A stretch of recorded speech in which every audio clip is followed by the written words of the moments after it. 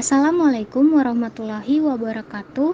Halo semuanya, pada kesempatan kali ini kami dari kelompok 3, kelas pendidikan bisnis A, ingin menampilkan hasil diskusi kami. Anggota kelompok kami yang pertama ada Abdurrahman Nabil Makarim, yang kedua ada Angelika Mauren, yang ketiga ada Anissa Gina Syarafah, dan yang keempat ada Vita Gustirani. Dan materi yang akan kita bahas pada kali ini, yang pertama ada kepemimpinan dan motivasi, yang kedua ada manajemen dan kepemimpinan, yang ketiga ada kualitas dan gaya kepemimpinan, yang keempat ada teori motivasi, dan yang terakhir kelima ada pemberdayaan sumber daya manusia.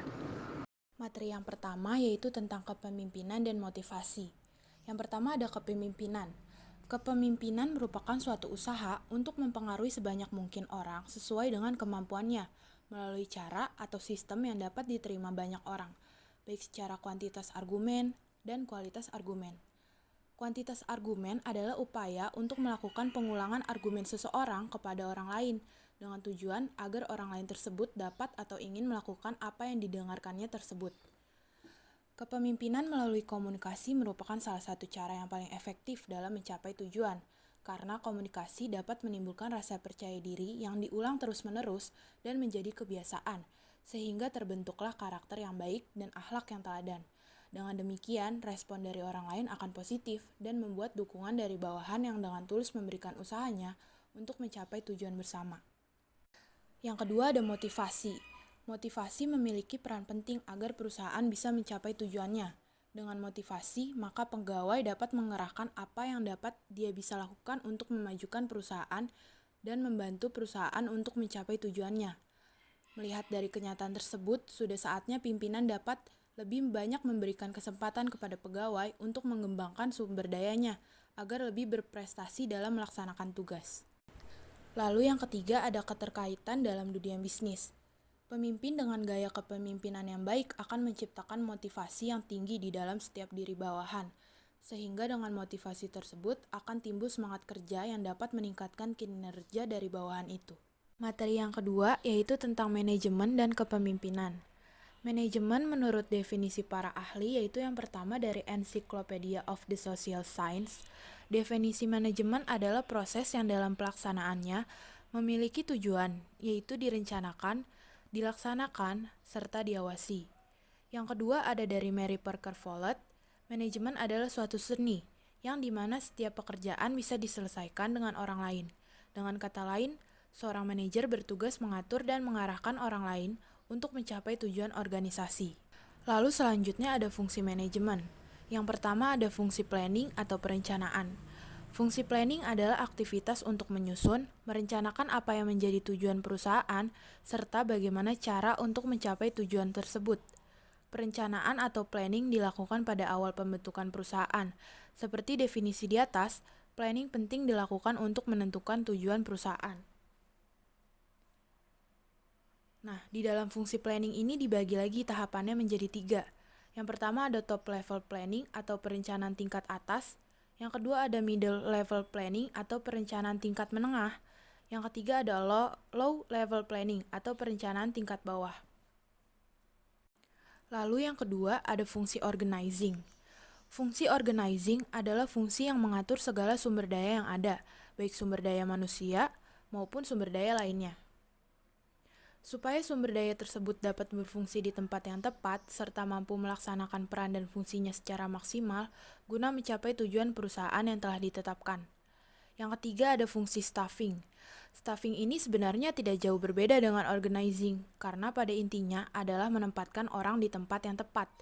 Tetapi staffing ini tidak melulu soal tenaga kerja saja, tetapi lebih ke semua sumber daya yang ada, seperti peralatan dan inventaris. Yang keempat ada fungsi coordinating. Directing atau fungsi pengarahan merupakan fungsi untuk meningkatkan efektivitas dan efisiensi kinerja dengan optimal dan menciptakan suasana lingkungan kerja yang dinamis dan sehat. Yang selanjutnya ada fungsi controlling. Terakhir adalah fungsi controlling. Fungsi ini adalah fungsi yang bertugas menilai apakah pekerjaan yang dilakukan oleh sumber daya manusia yang ada sudah mencapai target atau belum.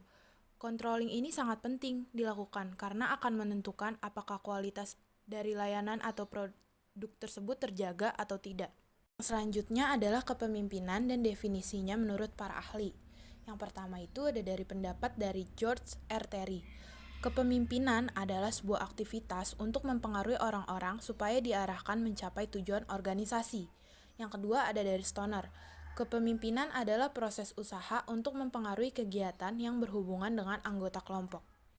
Lalu selanjutnya ada pengertian manajemen kepemimpinan. Manajemen kepemimpinan didefinisikan sebagai suatu seni untuk mengelola kemampuan seseorang dalam memimpin, mengarahkan, dan mengajak orang lain menuju tujuan dengan cara yang efisien dan efektif. Lalu selanjutnya ada ciri-ciri pemimpin yang baik, yaitu yang pertama, mampu memimpin diri sendiri. Yang kedua, menjadi pendengar yang baik. Yang ketiga, inovatif. Yang keempat, tetap rendah hati. Yang kelima, peka terhadap permasalahan. Yang keenam, seorang pemimpin harus bisa beradaptasi dengan zaman. Materi yang ketiga ada kualitas dan gaya kepemimpinan. Terdapat 4 gaya kepemimpinan. Yang pertama itu kepemimpinan demokratis. Kepemimpinan demokratis adalah suatu jenis kepemimpinan di mana seorang pemimpin mendelegasikan otoritasnya dan mengajak para pengikutnya untuk berpartisipasi dalam proses pengambilan keputusan. Seorang pemimpin yang demokratis merupakan seorang pendengar yang baik bagi para pengikutnya, dan seorang pekerja tim yang baik, serta mampu memengaruhi dan berkolaborasi dengan tim yang dipimpinnya. Dalam hal ini, seorang pemimpin bisnis dapat menerapkan gaya kepemimpinan ini untuk mendapatkan saran yang berguna dari para pekerjanya. Selanjutnya ada kepemimpinan otokratis. Kepemimpinan otokratis yaitu suatu gaya kepemimpinan di mana seorang pemimpin memiliki kekuasaan absolut dan tanggung jawab penuh dalam pemimpin timnya. Seorang pemimpin yang otokratis memimpin dengan memberikan perintah kepada anggotanya, memberikan ancaman kepada para bawahannya, dan memiliki kontrol yang ketat terhadap organisasi yang dipimpin. Selain itu, pemimpin yang otokratis selalu memonitor berjalannya aktivitas kerja secara terus-menerus. Gaya kepemimpinan ini layak digunakan ketika perusahaan sedang menghadapi krisis. Gaya kepemimpinan lainnya adalah kepemimpinan afiliatif, yaitu jenis kepemimpinan di mana seorang pemimpin memberikan saran-saran yang efektif dan mendorong anggota timnya untuk lebih aktif dalam memberikan ide dan pendapat. Pemimpin seperti ini memiliki beberapa karakteristik, yaitu mementingkan harmoni antar para anggota timnya, berempati terhadap sesama, meningkatkan semangat para anggotanya, dan membantu dalam menyelesaikan konflik antar anggota tim. Seorang pemimpin perusahaan dapat menerapkan gaya kepemimpinan seperti ini untuk memotivasi tim saat berada di saat sulit maupun untuk mempererat hubungan antar anggotanya. Jenis kepemimpinan yang terakhir adalah kepemimpinan visioner, yaitu jenis kepemimpinan di mana pemimpin menginspirasi dan memotivasi para anggota timnya, berpegang teguh pada visi yang ditetapkan, dan mendorong para anggotanya untuk menjalankan tugas-tugasnya, sejalan dengan tujuan besar yang ingin dicapai bersama. Seorang pemimpin yang visioner mengkomunikasikan secara jelas mengenai bagaimana untuk mencapai visi tersebut dan mengapa semua usaha dalam tim diperlukan dalam mencapai visi tersebut.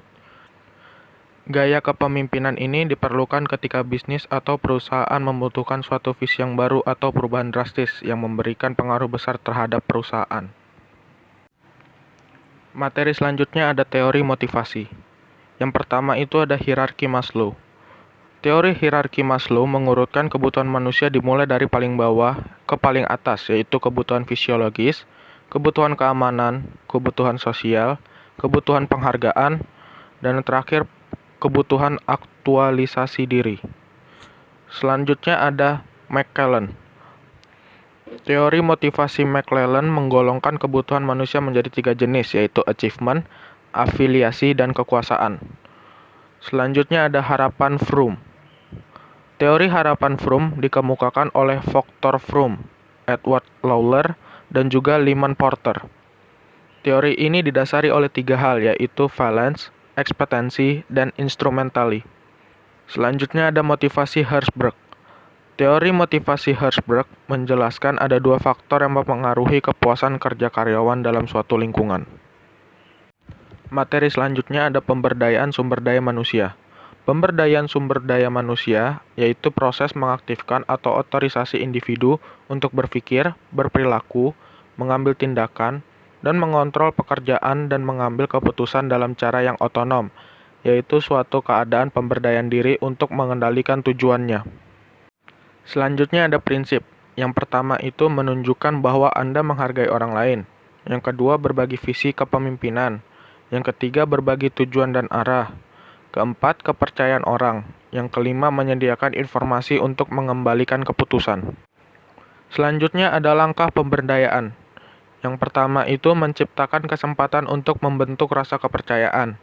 Yang kedua, memberikan pengakuan atas kontribusi. Yang ketiga, meminimalkan aturan-aturan.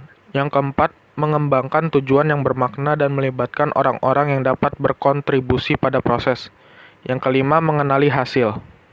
Yang keenam, mengembangkan batas-batas untuk tindakan yang memungkinkan untuk beberapa resiko. Yang ketujuh, gunakan kesempatan sebagai penghargaan untuk sebuah penyelesaian. Yang kedelapan, tanyakan pada masyarakat apa yang mereka pikirkan, kemudian dengarkan respon mereka. Yang kesembilan, jangan biarkan kecerobohan menjatuhkan Anda. Yang kesepuluh, mencari dan mendorong adanya perbedaan. Selanjutnya ada keunikan konsep pemberdayaan organisasi.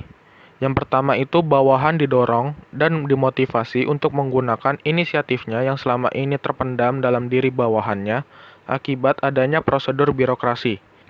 Yang kedua, bawahan tidak saja diberi wewenang, tetapi juga sumber daya atau resource seperti budget atau uang, sehingga bawahan tidak saja membuat keputusan, tetapi mereka bisa melihat hal itu ditetapkan. Yang terakhir, ada manfaat penerapan pemberdayaan. Yang pertama, pemberdayaan memicu dan menciptakan motivasi yang kuat dari bawahan, karena berhubungan langsung dengan pemenuhan kebutuhan tingkat tinggi dari bawahan. Yang kedua, pemberdayaan secara aktual meningkatkan jumlah total dari kekuasaan yang ada di organisasi, sehingga organisasi menjadi kuat. Sekian presentasi dari kelompok kami, kurang lebihnya mohon maaf. Wassalamualaikum warahmatullahi wabarakatuh.